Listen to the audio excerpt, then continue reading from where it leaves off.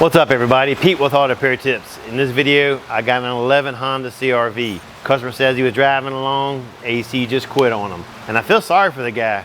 He's a friend of my son's and he was telling my son that he's never had a car with AC before. He bought this car right before summer hit and first day cut it on and sure enough, 30 minutes later the AC just quit on him.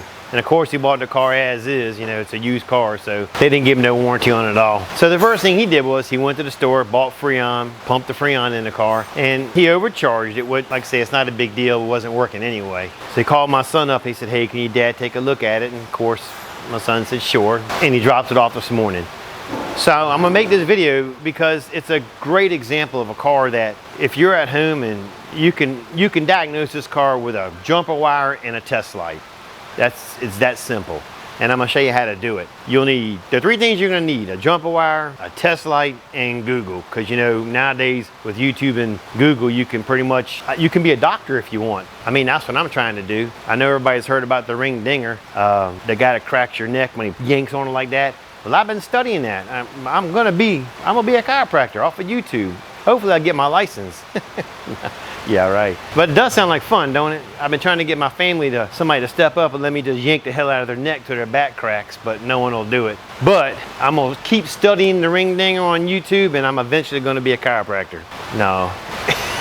You believe that one, right? I got some land, I'll sell you. All right, so like I said, the three things you're gonna need: test light, jumper wire, and Google. Google's gonna be for the schematic. All right, let's get into the video. So I have a set of gauges here and I use the gauges. If you don't have gauges, you can take off the low side, get a little pencil and just touch it and see if it's got Freon in it. No, it's not the right way to do it, but if you don't have gauges, you can do that to see if it has Freon in the car. So there is plenty of Freon in this vehicle.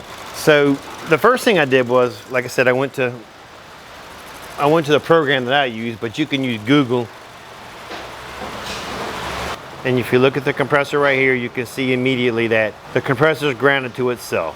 Okay, it's bolted to the car and the block is grounded, and that's the ground that it uses. So if you look at the relay right here, this relay tells a lot.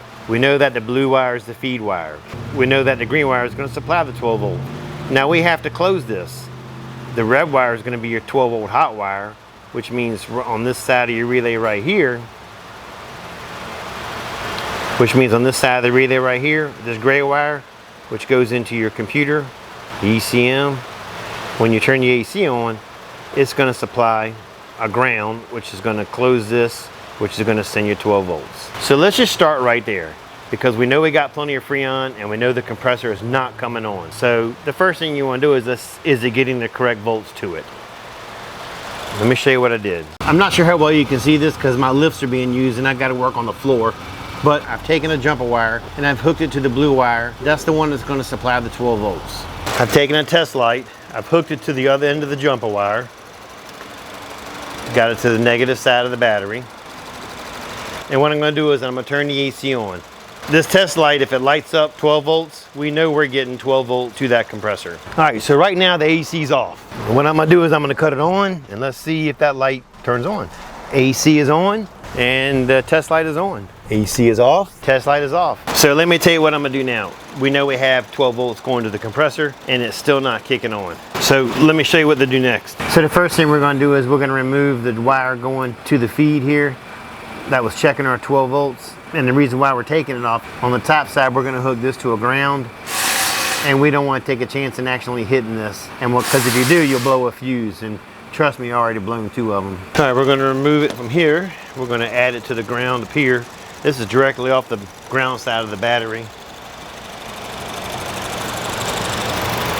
And we'll climb back under this pig. No, this fine automobile.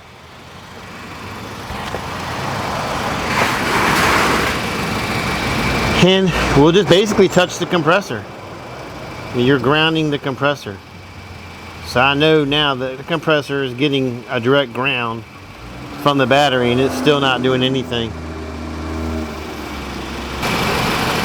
So you can see how easy it was to test your compressor just using 3 or 4 basic tools and Google, because you know we can't forget Google. Google's everything, right? Save yourself a ton of money, do it yourself at home if you can. I mean, if you don't feel confident in doing it, definitely take it to a shop. But something like this is definitely doable, especially if you're on a budget and you're just trying to save some money, right? All right, guys, that's it for this video. I appreciate you watching. Don't forget to like, subscribe, and leave a comment. Catch you later.